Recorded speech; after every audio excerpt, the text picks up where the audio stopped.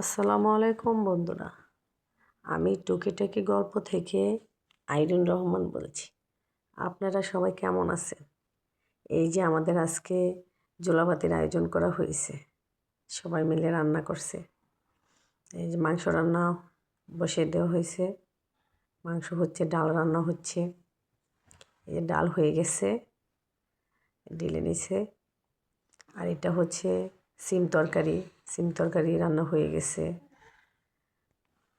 এই যে দেখেন, মাংস রান্না শেষ, কত সুন্দর হয়েছে কালারটা, জিরা দেওয়া হয়েছে। আর দেখেন ভাত বলক এসে গেছে। এই যে এটা হচ্ছে শাক, আমাদের বাসায় বলে লাড়াবড়া শাক, অনেক স্বাদ খেতে এটা।